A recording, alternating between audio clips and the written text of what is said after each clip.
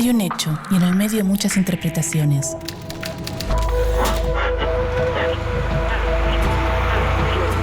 En la calle, en el auto, en la casa, el bar, el trabajo. Hay distintos puntos de vista en el medio de tanta información. Ahí estamos nosotros, en el medio del ruido. En el medio hay un hecho y distintas miradas. En el medio hay un hecho y muchas verdades. En el medio hay mensajes y miradas. Y nosotros estamos ahí.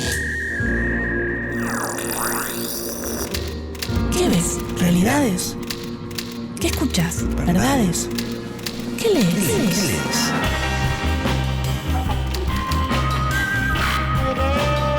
En el medio de las noticias, en el medio de la vida, en el medio de la verdad, en el medio estamos nosotros, aturdidos, confundidos. Ahí estamos nosotros, en el medio de los medios.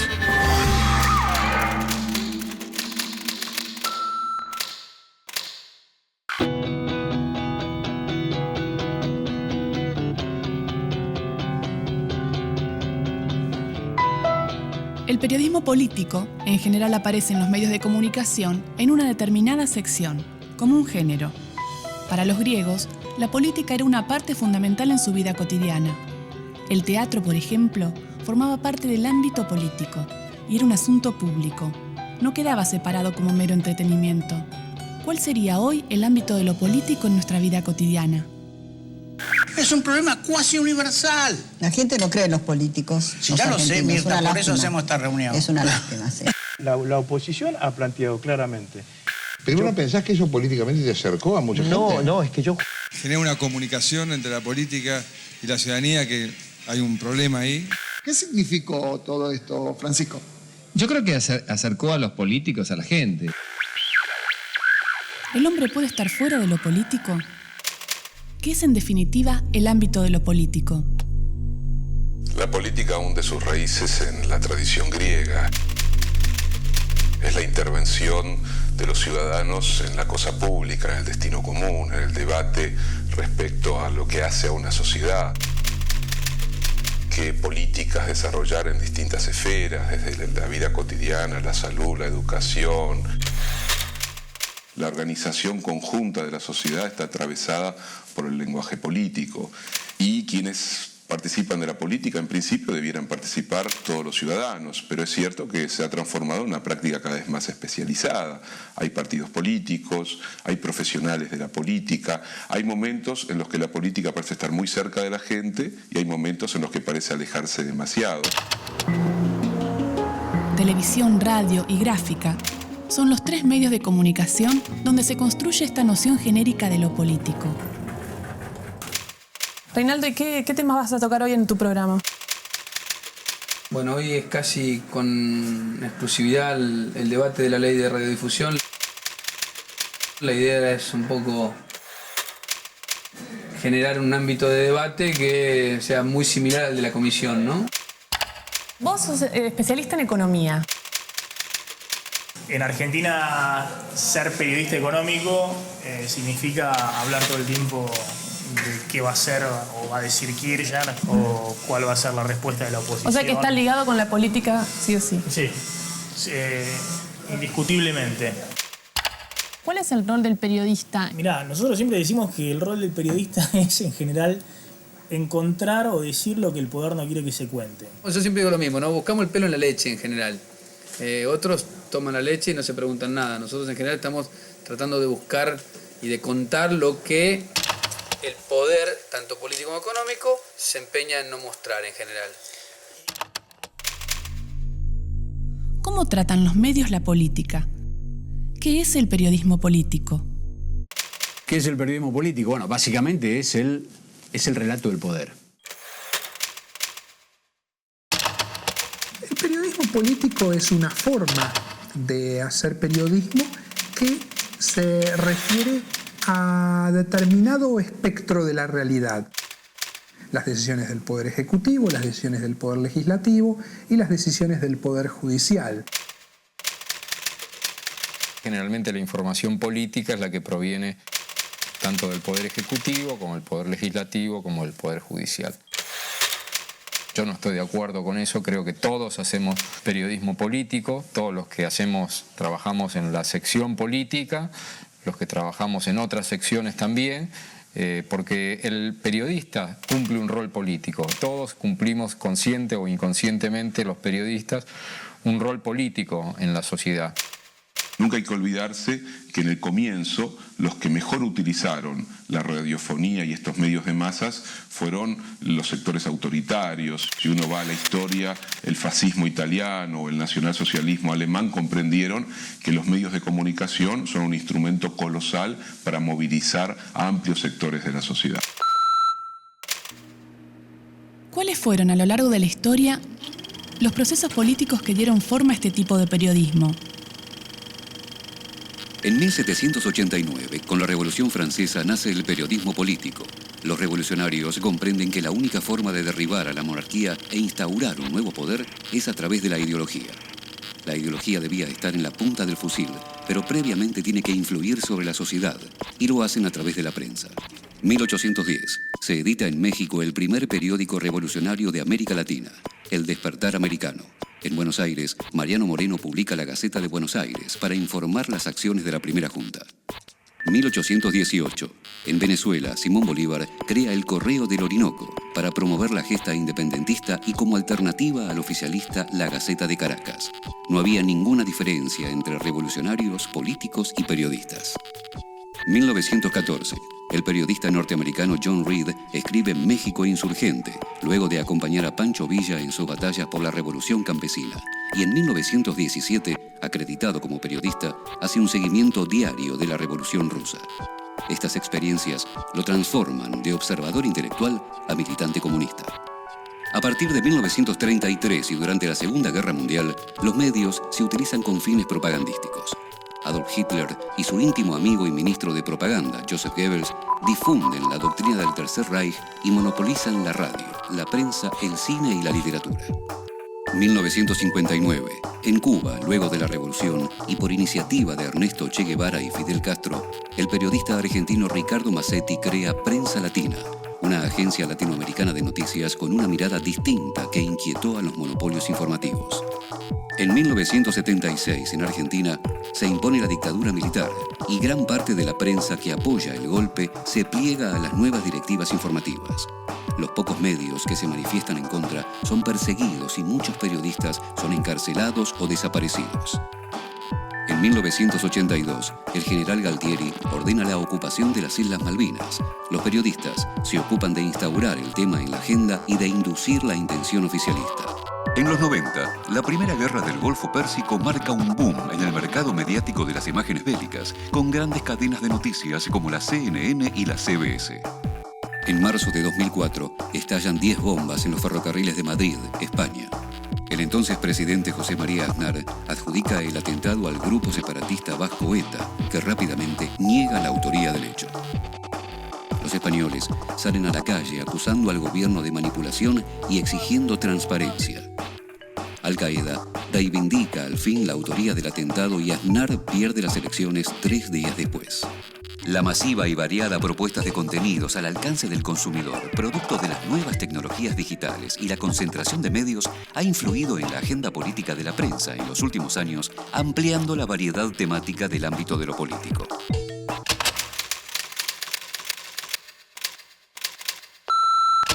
¿Él es el productor? Sí, trae la rutina, que es un poco el esquema del programa de hoy. Bueno, entonces en 5 minutos comienza el programa.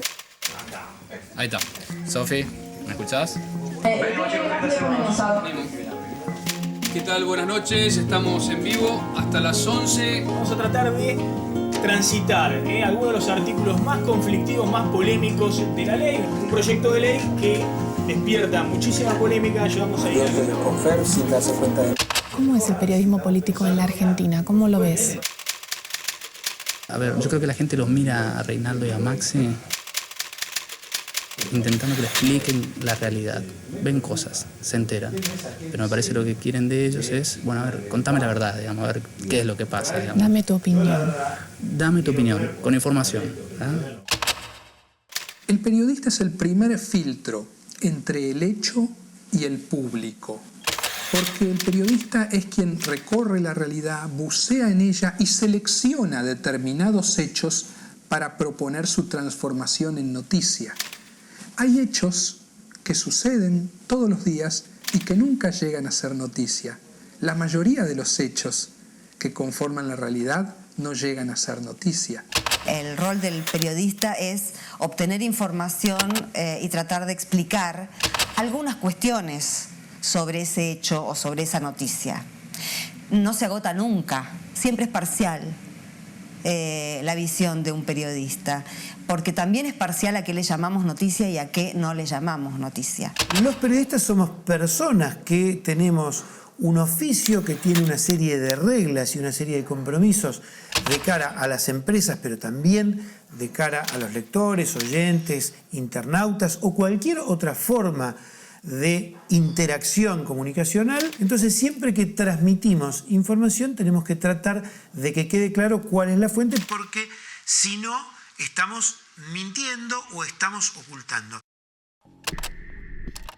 Si, como vimos, los procesos e intereses políticos moldearon los enfoques periodísticos a través de la historia, ¿cómo trabaja un periodista los contenidos políticos al momento de informar a través de los medios? Uno de los programas políticos más importantes es Marca de Radio, que está al aire hace 11 años y hoy se está emitiendo en directo. La red AM 910. Hola a todos, ¿cómo vamos? 10:02 minutos. Una editorial expresa la opinión de un medio o programa. Como en el caso de mi programa, compartimos ideológicamente la inmensa mayoría de las cosas con el equipo. Se entiende que yo expreso en el editorial la opinión de todo el equipo, a más de la mía, respecto de un tema determinado. Para dimensionar de qué hablamos hoy, cuando hablamos de quitarle un tramo de su negocio al grupo que controla una porción formidable de la información y la opinión circulantes. Una columna política expresa mucho más la opinión de quien la emite que aquella que tiene que ver con lo que piensa el medio. Por supuesto, más allá de que una editorial no lleva firma y de que en la radio la firma está aportada por la voz, está claro que, sobre todo en los grandes medios, por más que una columna política esté firmada y se suponga que lo que se opina es a título personal, no podés emitir una opinión, no podés escribir una opinión contraria a la que el medio sustenta respecto de los macrotemas. Mariano Lazo. Sí, ¿qué tal? Un hombre operador en estudio. No van a recibir. ¿Pueden los medios y los periodistas ser independientes de los procesos e intereses políticos al momento de comunicar? ¿Existe periodismo independiente?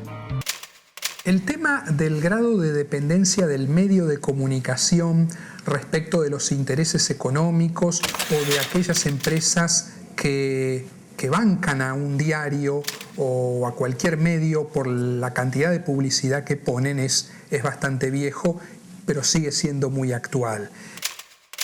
No, hablar del periodismo independiente es como hablar del sexo de los ángeles o de la objetividad. No sos independiente del medio en el que estás, no sos independiente de tu ideología y no sos independiente de tus avisadores. Yo creo en el periodismo libre en el sentido de que sos libre de manejar, de zafar, de regular las tensiones que te provoca laborar en una patronal. Sabés cómo tensar cuando das un paso atrás, cuando das un paso adelante. Pero hablar de independencia es hablar de impolutez. Es una tontería. Independencia, intereses, editorial, poder. Cada periodista tiene un enfoque diferente de acuerdo a la política del medio en el que trabaja, pero sobre todo a su propia construcción política frente a la información que tiene que comunicar.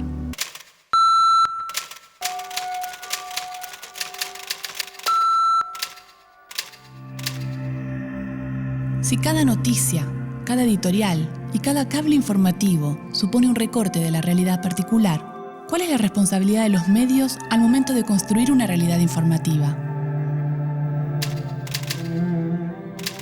Reunión de edición. Hoy van a definir la revista de la semana que viene.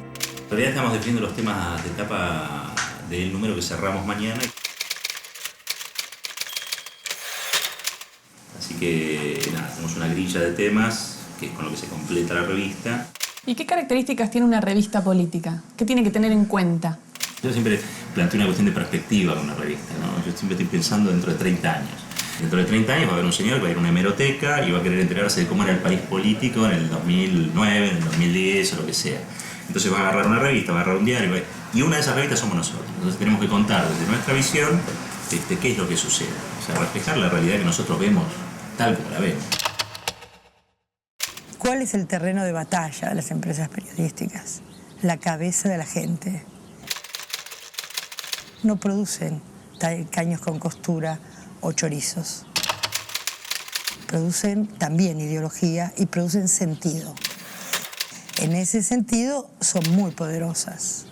Por eso deben estar reguladas por leyes que garanticen la competencia, la pluralidad informativa y, por supuesto, la libertad de expresión, que nunca es un bien privado, es un bien público. Muchas veces los medios de comunicación dicen expresar lo que la opinión pública siente, piensa, etcétera, pero en realidad lo que proyectan es su propia idea de realidad, su propia interpretación, su propia manera de definir lo que es verdadero y lo que es falso, y a ello lo llaman opinión pública. Yo diría que la opinión pública también es un campo de batalla, es un campo de batalla de intereses contrapuestos, es un espacio complejo de la democracia, y en el interior de ese espacio se juegan también las políticas comunicacionales, los posicionamientos de los diversos medios de comunicación. El 26 de junio de 2002 fueron asesinados por la policía bonaerense durante una brutal represión a movimientos sociales surgidos durante la crisis de diciembre del 2001, los jóvenes militantes Darío Santillán y Maximiliano Costecchi.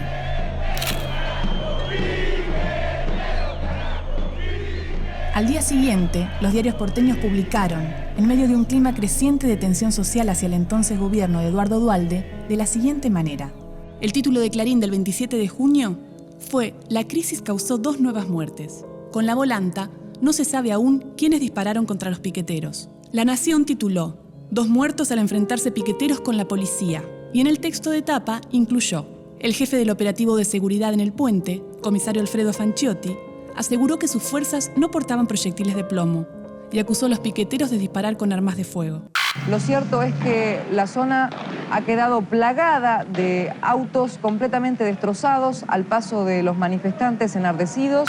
Tremenda cantidad de gases ha lanzado la policía, pero no ha tenido más remedio. Muchos piqueteros que estaban con piedras, que estaban con gomeras, dispuestos a llevar a cabo el enfrentamiento. Ámbito Financiero publicó violencia en piquetes, 2 muertos y 90 heridos. Y al afirmar que los piqueteros estaban con armas de fuego y que 2 habían muerto con proyectiles de plomo, aseguraron en la portada que los piqueteros se habían matado entre ellos. El diario BAE publicó: gravísimos hechos de violencia provocaron agitadores de izquierda. Tuvieron un duro choque con la policía a los que emboscaron. Página 12 fue el único matutino que publicó otra hipótesis, diferente al oficial. Un testigo muestra con sus fotos cómo la policía, con el jefe del operativo a la cabeza, mató al piquetero Santillán. Ahí está caído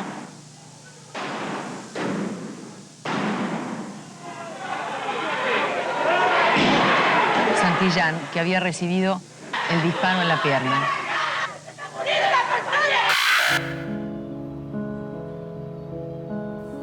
La justicia acreditó más tarde, condenando al comisario Alfredo Fanciotti y al cabo Alejandro Acosta a prisión perpetua, la culpabilidad del accionar policial basándose, entre otros elementos, en las imágenes aportadas por la prensa. La pregunta es, ¿por qué si los diarios tenían las imágenes donde aparecían los responsables, publicaron otra cosa? ¿Cuál es el compromiso del medio? Y por lo tanto el de los periodistas en el momento de informar.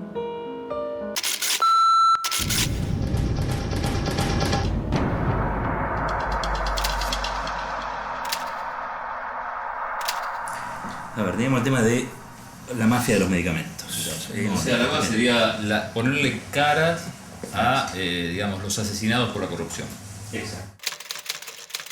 Por lo general nos va bien las tapas en que tomamos claramente una posición muy firme. Estamos de este lado nosotros y te contamos por qué estamos de este lado, por qué defendemos esto, por qué atacamos esto otro. Ahí hay un enganche de los lectores muy fuerte, porque no nos va bien en ese tipo de etapas, en la que claramente decimos, no somos objetivos, no nos bañamos con agua bendita, nosotros estamos acá, nosotros pensamos esto y te contamos a vos por qué defendemos esto. A mí me da la sensación que si nosotros vamos con la de las caras de las víctimas, digamos, corremos el riesgo de alejarnos demasiado para la semana que viene de lo que va a ser la agenda de la semana que viene. Si mañana se vota en el diputado la ley de medios y la discusión se traslada al Senado, donde hay un señor llamado Cobos que va a hacer todo lo posible para que esa ley no salga, la discusión, por lo menos para nuestros lectores, creo, va a ser cómo hace Cobos para que esta ley no salga una vez que se votó en diputados. Hay algo también definir, tratar de encontrar como un sello a este momento, un signo que te define este tiempo de Cobos, ¿no? Jugábamos con un concepto de cletocracia o cleptocracia, ¿no? Digo, el tipo que se adueña para sí de una institución importantísima de la República para hacer campaña con recursos del Estado. ¿Cuál sería la imagen entonces de tapa? No es algo que se la suma No, una foto de tapa o solo. No, Cobos me parece que manda. El tema es que lo que digamos de él sea realmente lo que muchos están pensando. ¿De qué? Que lo que digamos de él sea lo que muchos están pensando, digamos. Porque vos tenés el 60% de la sociedad, que muchos de esos no son lectores nuestros, que dicen que es el salvador de la patria, digamos. Tenemos que hablar del otro 40%. Nuestra función es también informarle a ese sector de la sociedad que a quien ellos consideran el salvador de la patria tiene determinada historia, determinado pensamiento, se pacta. A ver. Me encanta, mira, esa cosa de solo contra el mundo me encanta. No, pero quien admira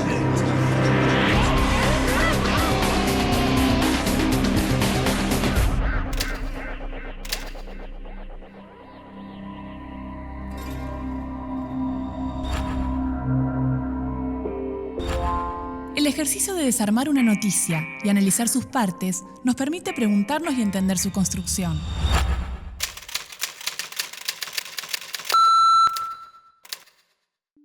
El 17 de agosto de 2009, la Agencia Nacional de Noticias, TELAM, emite el siguiente cable.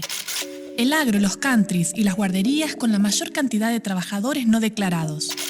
La noticia que desarrolla es a raíz de un informe que eleva a la Administración Federal de Ingresos Públicos, AFIP, sobre la situación laboral de 185.000 trabajadores. Ese informe arroja datos de los sectores que se encuentran en mayor infracción con sus empleados, al no tenerlos declarados, y ahí detallan 3 sectores.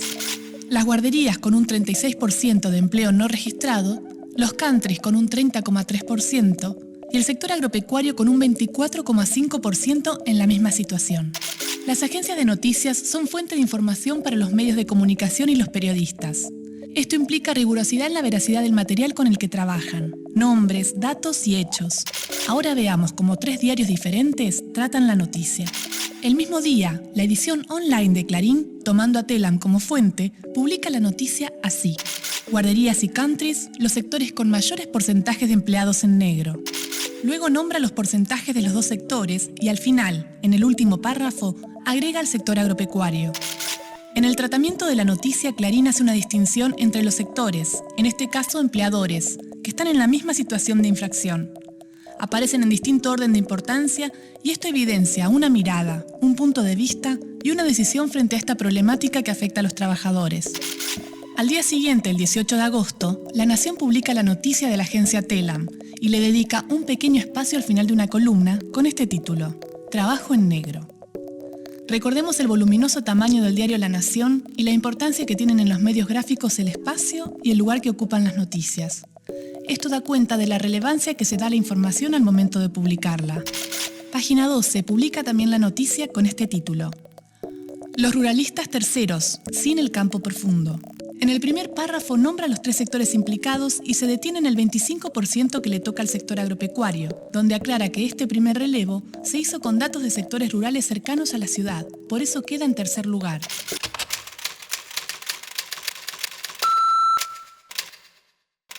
Volviendo a la semana, ¿qué etapa van a poner? ¿La de medicamentos, la de Cobos? ¿Cuándo lo van a decidir? Al mediodía, mañana decimos, mira, enganchamos tal información que es superadora a lo que veníamos discutiendo, que quizá vamos con otra cosa. Digo, es eso, digo, cuando hay un vértigo de último momento, cambiar una etapa Es un quilombo, pero es una de las cosas más divertidas que te pueden pasar.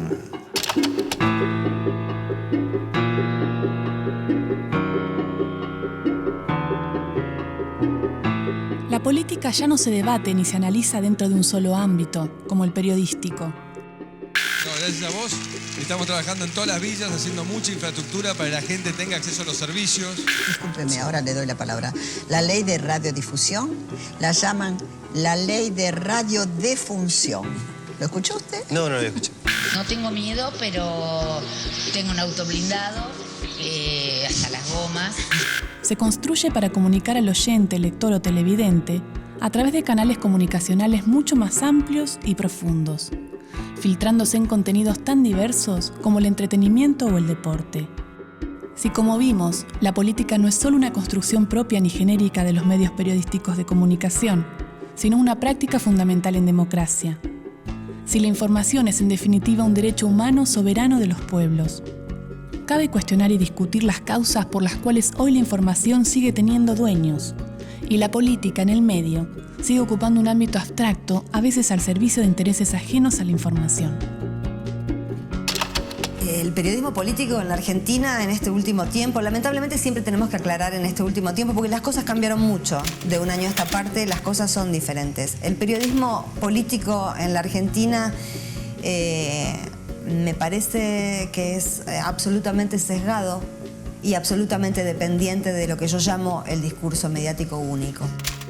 Desde que se abrió la etapa multimediática que devino en megacorporativa, después de que durante el menemato se aprobó que los propietarios de medios gráficos pudieran serlo también de ondas electrónicas, se llegó a una instancia que es la de hoy, en la cual los medios, además de manejar medios, manejan telefonía celular, aeropuertos.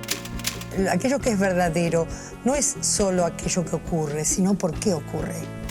Y si yo tengo vedado poner los verdaderos intereses que se juegan detrás de un acontecimiento, entonces tengo vedada la verdad. Yo creo que los periodistas tenemos que buscar la verdad, acercarnos a la verdad, más que acercarnos a la objetividad.